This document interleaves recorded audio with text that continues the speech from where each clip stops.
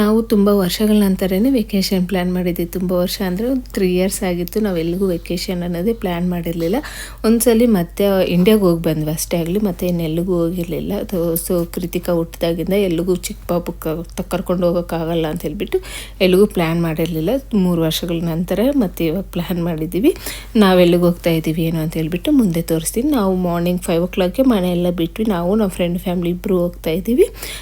ಇಲ್ಲಿಂದ ನೈಗ್ರಾದಿಂದ ನಾವು ಹೋಗೋ ಪ್ಲೇಸ್ಗೆ 11 hours ಜರ್ನಿ ಇರುತ್ತೆ. ಸೊ ಹಾಗಾಗಿ ಒನ್ ಡೇ ಎಲ್ಲ ಜರ್ನಿಯಲ್ಲೇ ಆಗುತ್ತೆ.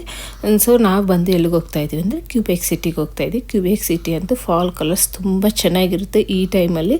ಸೊ ಹಾಗಾಗಿ ಈ ಟೈಮ್ವರೆಗೂ ವೆಯ್ಟ್ ಮಾಡಿ ಇನ್ನು ಕ್ಯೂಬೆಕ್ ಸಿಟಿಗೆ ಹೋಗ್ತಾ ಇದ್ದೀವಿ ನಾವು ನಮ್ಮ ಫ್ರೆಂಡ್ ಅವರು. ಇನ್ನು ಅವತ್ತೆಲ್ಲ 11 hours ಜರ್ನಿನೇ ಆಗಿತ್ತಲ್ಲ, ಸೊ ಎಲ್ಲೂ ಹೋಗೋಕ್ಕಾಗಿಲ್ಲ ಆ ಪ್ಲೇಸನ್ನು. ಇನ್ನು ಆದಷ್ಟು ನಾವು ಮಾಡಿಕೊಂಡೇ ತಿನ್ನೋಣ ಅಡುಗೆ ಅಂತ ಹೇಳ್ಬಿಟ್ಟು ಪ್ಲ್ಯಾನ್ ಮಾಡ್ಕೊಂಡು ಹೋಗಿದ್ವಿ. ಫ್ರೆಂಡ್ ಇನ್ಸ್ಟಾಪಾಟ್ ಎಲ್ಲ ತಂದಿದ್ರು. ಹಾಗಾಗಿ ನಲ್ಲೇ ವಾಲ್ಮಾರ್ಟ್ ಇದ್ದರೆ ಕ್ಯೂಬೆಕ್ ಸಿಟಿಯಲ್ಲೇ ಅಲ್ಲಿ ವಾಲ್ಮಾರ್ಟ್ಗೆ ಹೋಗ್ಬಿಟ್ಟು ನಮ್ಗೆ ಏನೇನು ಬೇಕು 3-4 ಡೇಸ್ಗೆಲ್ಲ ಏನೇನು ಬೇಕೋ ಎಲ್ಲ ವೆಜಿಟೇಬಲ್ಸ್ ಎಲ್ಲ ತಗೊಂಡು ಇನ್ನು ಬಂದು ವಾಲ್ಮಾರ್ಟಲ್ಲಿ ಚಪಾತಿ ಸಿಕ್ತು. ಸೊ ಹಾಗಾಗಿ ಫ್ರೆಂಡ್ ಚಿಕನ್ ತೊಗೊಂಡು ಬಂದಳು. ಚಪಾತಿ ಇರುತ್ತಲ್ವ, ಚಿಕನ್ ಫ್ರೈ ಮಾಡ್ಕೊಂಡು ತಿನ್ನೋಣ ಅಂತ ಹೇಳ್ಬಿಟ್ಟು ನೈಟಿಗೆ ಡಿನ್ನರ್ಗೆ ಸ್ವಲ್ಪ ಚಪಾತಿನ ಚಿಕನ್ ಫ್ರೈ ಮಾಡ್ಕೊತಿದ್ವಿ.